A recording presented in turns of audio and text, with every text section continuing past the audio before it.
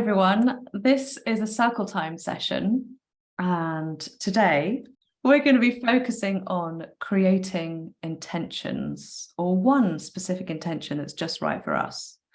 We're also going to be doing a body scan. We're going to do an easy, simple breath work, which does take a bit of effort, but it's going to be really good for us. I'm going to read from this amazing book called ONEO a little bit. And then we're going to do our journaling task together. So let's get started. So first, we're going to do our body scan. So are you ready? So we're going to close our eyes. And what we're going to do is we're going to purposefully, as I do the body scan and talk about each part of the body, we're going to purposefully ask our body to relax even more than it already is. So we're going to start at our feet and work upwards. So just at first noticing how that part of your body feels, the sensations. And then if you can notice a little bit of tension without judgment, you're just asking it to relax a little bit more, a little bit further, a little bit deeper. So starting with the soles of our feet and our toes, our heels, and all of our feet, both ankles, right and left, our lower legs and calves, asking our knees to relax, and our thighs, and all of our legs, going up now to the pelvis and the hips and that whole area, and just asking that part of us to release and relax even more. Moving up to our lower abdomen,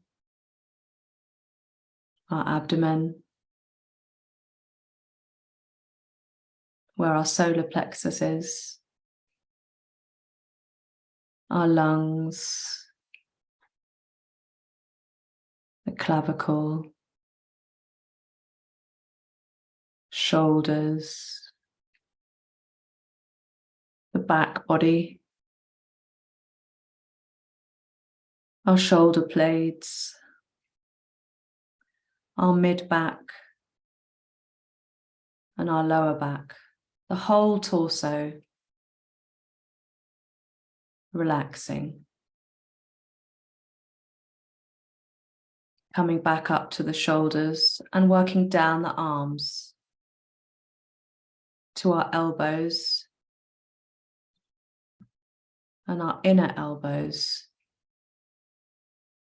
going down the lower arms to the wrists and the palms and the fingers and thumbs, asking both of your arms to fully relax.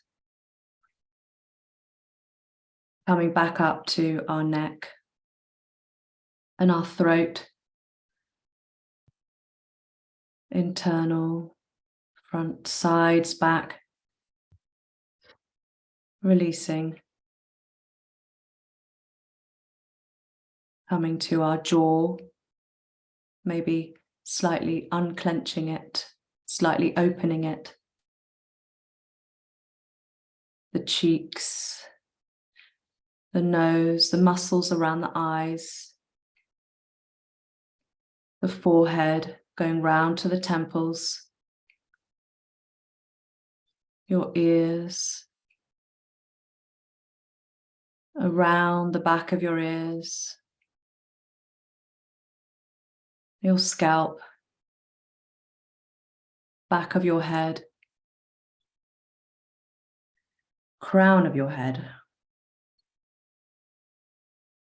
And just taking Notice and be aware of your whole body sitting in this position and just relaxing as much as you can, the whole body.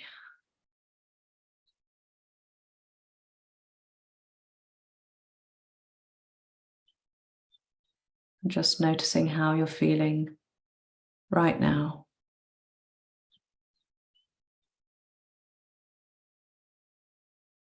Is the mind busy, or is it starting to slow down? What's your heart rate like? What's the temperature of your skin? What can you feel around you?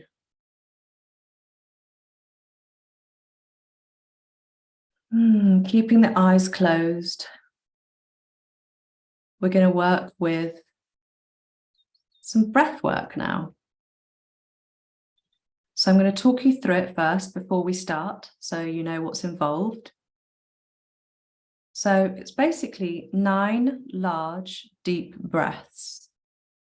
And when you get to the 9th breath, you hold it on the in-breath. So your lungs are full and expanded. After you've held your breath for as long as is comfortably possible, you let go, you release, and you start again. 9 large, deep breaths. So it's preferable to go in and out, breathing through the nose. If you need to blow your nose, now is the time. If your nose is a bit blocked, then you can always blow it and see if that improves things. If it doesn't, then you can breathe in through the mouth and out through the mouth. And if it's more comfortable for you, you can also do in through the nose and out through the mouth. So you choose what's best for you in this present moment. So have a think about how many rounds you'd like to do. I think I'm going to go with 2, maybe 3 rounds. I'll see how I do. You can follow along with me, but please remember that I have my own rhythm, my own speed, and you don't have to go at the same speed as me. So listen to what's needed for you. If you start feeling a bit lightheaded, then that's quite normal. Some tingling, different sensations, just allow it all to be. And then you're just going to sit in silence for a couple of minutes after we've done the breath work. So start whenever you feel ready, get in a position that's right for you, and let's get started.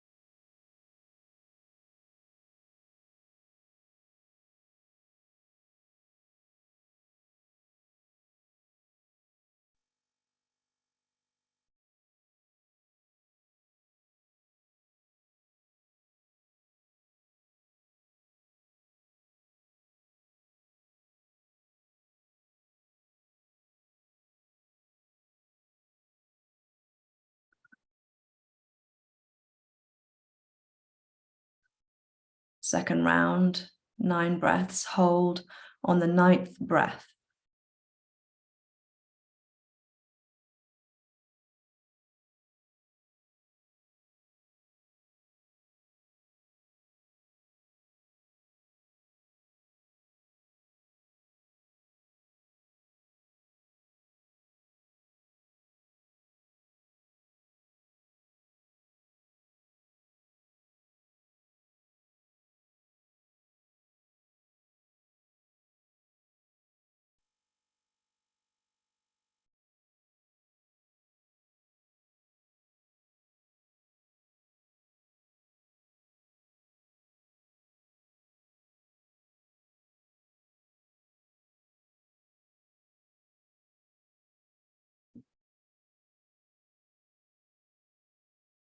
If you want to do a third round, you can. I'm going to stop there.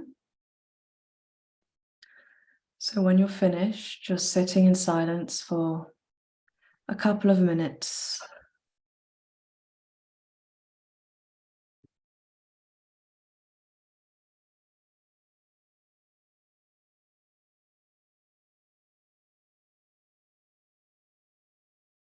Keeping the eyes closed.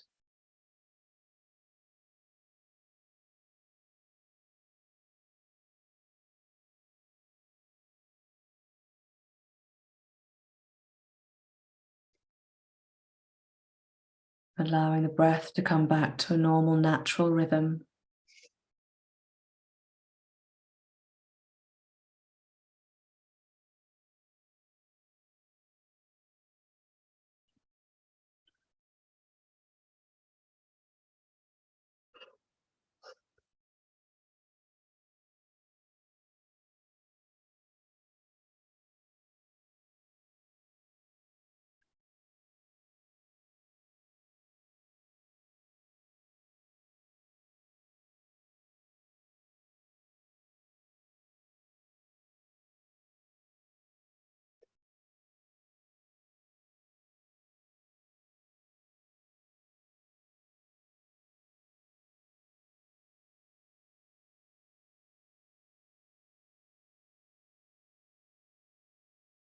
So it's up to you if you want to listen to these passages that I'm reading with your eyes closed, or to open them.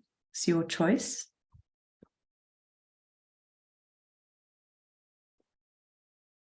So let's get started. Page 302. This book has so many gems in it. Okay. So this is Cornelius Christopher, a self-reflective autobiography. It's called ONEO, Enlightenment of Eternal Life, the Acceptance of I and One with Yourself. It says here, we are consciousness, naturally high vibrational beings capable of generating free and unlimited inner energy that runs through the entirety of our bodies.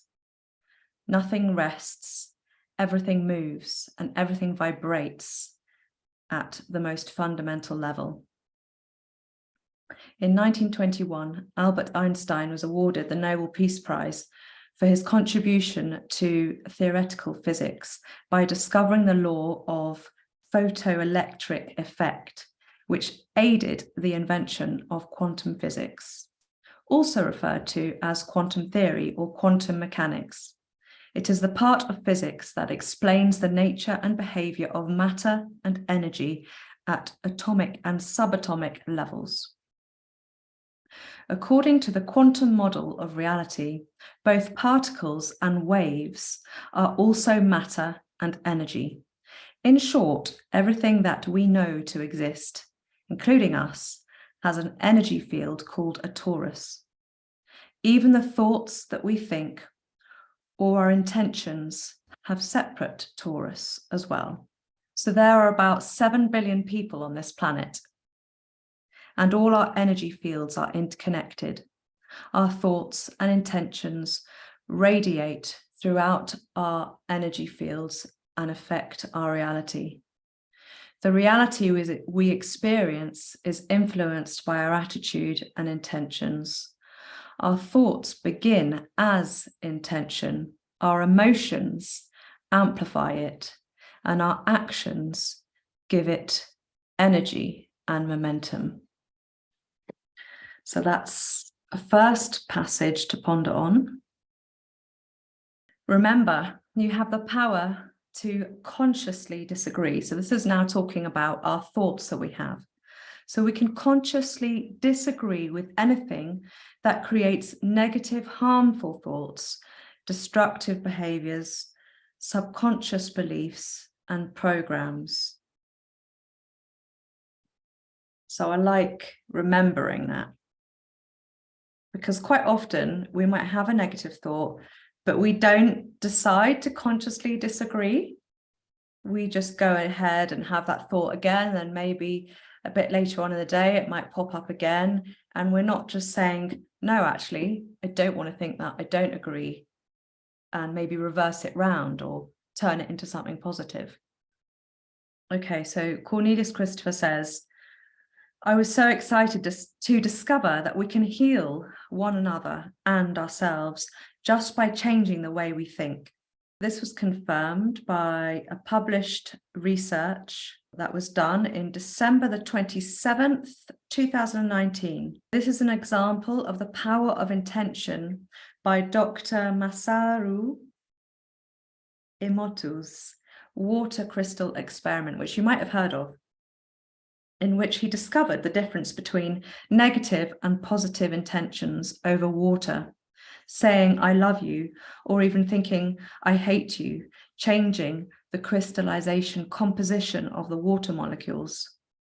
I was blown away with what I was learning. If intention can change water molecules, and our bodies are over 70% of water, think about the power of intention when you judge yourself or someone else. If thoughts, intentions, beliefs, and love can heal, then what do you think negative thoughts and intentions can do? Something to ponder on. We're going to start the journaling task. So are you ready with a pen and paper? First, I'm going to kind of talk through what he says, because I really like his way of explaining how to write a good intention, because there are good ways of doing it and bad ways of doing it. So that's what's talked about here. So I'm just going to go through that quickly now, and then we can dive into it ourselves. Intentions often fail to tune you into the correct frequency because they are not your intentions or your affirmations. That's if you kind of maybe find one on the internet or on Instagram or something, and then you decide to repeat that and use that as yours. It doesn't work because you didn't create it. So some affirmations use the words like want, need, and desire. Some use the word not, which is a negative word. Some are simply not believable. Some are far too long to repeat, and others leave out the word I. So with ours, we must put in the word I, and we mustn't use the word want, need, and desire, and we can't use the word not. Cornelius Christopher is not a fan of the word affirmations, so he calls them intention fulfilled. That means consciously writing down our intentions as if they have already been fulfilled to tune into the right frequency. I don't mean writing down, I want a relationship, I want money, or I want a boat. That's all from the perspective of your ego. I'm talking about adding value and worth to others while creating value and worth for yourself. You must follow some simple protocols and be aware of not getting dragged into your loop of quitting. When your intentions resonate with the vibrations of consciousness, your subconscious mind will go to work to achieve those intentions. So, however, you must believe that it's possible with conviction. Even if you have the smallest doubt, you will reflect that doubt upon your subconscious mind, and your intentions will not be fulfilled. Also, refrain from changing your intentions once you put them out into the world. Allow consciousness time to fulfill your intentions. So if you don't believe it's possible, then your intentions will never work. That's the trick. Think positively, never negatively. Never create self-doubt. Never change your intention, no matter how long it takes, and always believe it has been fulfilled. You have to be extremely clear when writing down your intention. Remember, whatever the conscious mind believes to be true, the subconscious creates that reality. You also have to demonstrate your intentions and align with them in your present reality. So I've got one example that can help kind of kickstart us and make us think, okay, well, that's one way of wording it. How can I word it so that's going to be right for me? Now he likes to be sometimes a bit, I don't know, you'll see with the words he puts in. It actually starts with the word so. So let's say your intention fulfilled is working in a positive, collaborative environment on worthwhile projects while no one moans or bitches. You're respected and valued. You're not stressed, and you experience, interesting, he put the word not in. I don't think we should use the word not. And you experience financial abundance. Then you also have to demonstrate this intention in your present reality by not gossiping. So this isn't part of the intention. This is just him saying, so this is how you demonstrate your intention, by you not gossiping, you not moaning, bitching, being judgmental or negative to others, and having gratitude for the money you earn and remembering to give back. Okay, so I thought the best way to start with designing an intention for ourselves is to first think about what we would like to change or improve in our lives, something that isn't working as well as it could be first, before we try to maybe turn it on itself and find a positive slant so that it creates what you want instead. Have a think first in silence. What would I like to change or improve in my life? What isn't working as well as it could right now? And make it specific and put in some details where possible. Okay, so Katie and I we're both actually on similar wavelengths with our discussion and what we were pondering about, and it was to do with kind of our day-to-day work and how we felt about that, and so we had long discussions about all of that. So Katie, do you want to go first? Yeah, I'd what your intention is, how it came out in the end. Okay, so after the discussion and working through some chats with you, Jo, it's really helpful. So my intention is I would like to have more energy and structure in my working day to feel strong, healthy, and empowered, so I can see more opportunities in the world around me. And how do you feel when you say that?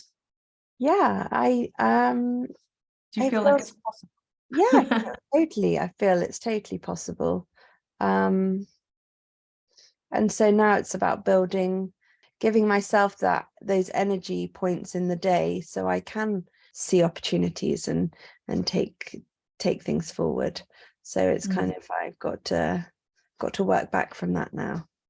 Yeah, like work backwards to create a kind of more of a structure and a timetable, and when you're going to put in different things in your week to make you feel like you're achieving what you want to achieve. Yeah, and just not letting, I think the structure when you work for yourself is it's very hard because things crop up and, you know, you go to the thing that's the most urgent, of course, but, you know, everything else still needs to get done too. Yeah, I love what I heard the other day, because I plan my day and I put my to-do list in my calendar. And so when something hasn't been done in a day for whatever reason, I can shift it along to another day, which kind of works for me. But I overheard I was listening to some journaling videos, and this guy said that he creates tasks for the whole week. So then he can kind of just tick them off when they're done, and he can put it in whenever's right in his day, in his week. And it kind of creates less stress because you're not like, oh, I haven't done that today and I should have done it today. I told myself I would, you know. Whereas if it's for the whole week, then it gives you a little bit more kind of flexibility and movement. Yeah. So I thought I might try that actually. Yeah. So let's move on to mine. I talked about feeling stagnant, a bit kind of yeah, just not really progressing with different aspects of my working life because I'm kind of cut in two. I have a very creative part of me where I knit, I make, I sew, and that is part of my work. And then I also have the therapeutic part of my work where I have different services. I'm a yoga teacher. I do things to help people. And both aspects are really important to me. So my intention was I take action every day in my creative and therapeutic work to feel inspired, nourished, and financially abundant. And I love it. It's so simple. And I think if I were to tell myself this every single day, then it's just going to happen, isn't it? Yeah. You can't help it. I love the words inspired, nourished, and financially abundant, because if you feel like, oh, I'm not feeling so inspired, then you can ask yourself, okay, well, what can I do today that's going to make me feel inspired? What can I do today that's going to make me feel nourished? What can I do today to help me get more financial abundance? Yeah. So it's really positive action. Yeah. Love it. Great. So that was an amazing circle time. I feel like it was really, really productive. We did some amazing breath work and lovely body scan, talked a little bit about quantum physics. We've done all sorts. Have indeed. So yeah, we do this once a month on the 4th Wednesday of every month, and it's optional. You don't have to turn up. It's usually not recorded because we talk about personal things, and so it's not in the members library, so that, you know, any old person can't just listen to what we've just talked about. And instead there are the yoga therapy classes and the sound baths, crystal sound baths and meditations and guided meditations that are in the members library instead. So I'll see you there.